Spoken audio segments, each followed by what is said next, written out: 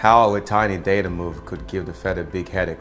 Despite a sleepy summertime doldrums, the economic data calendar continues to heat up. Following last Friday's monthly job numbers, investors will feast on the latest consumer price index inflation print this Thursday, teed up by the testimony from Fed Chair Jerome Powell, who delivers his semi-annual Humphrey Hawkins testimony to the Senate on Tuesday and to the House on Wednesday.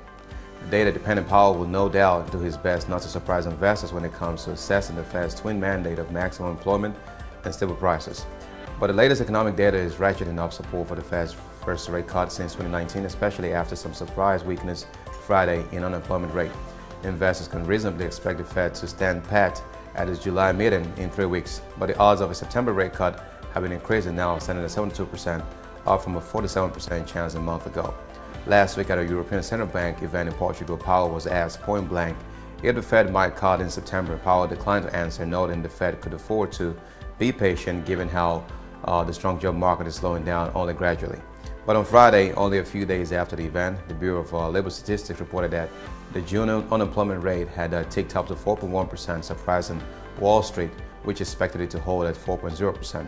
That's a small difference in only one data point, but the unemployment rate is getting tantalizing and close to triggering a well-respected recession indicator called the SAM rule.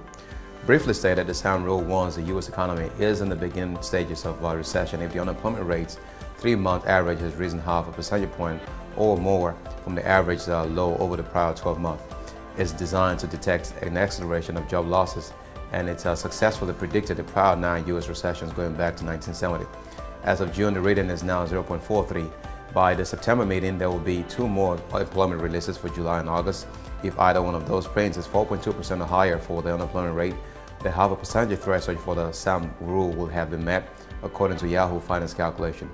Even if the SAM rule triggers, the Fed has plenty of cover to do nothing, especially in an election year. On top of that, Powell is on record recently saying he still wants to see more evidence that inflation is sustainably moving down to its 2% target. So if Thursday's headline CPI numbers jump substantially, you can bet the September rate cut odds would likely plummet to near zero.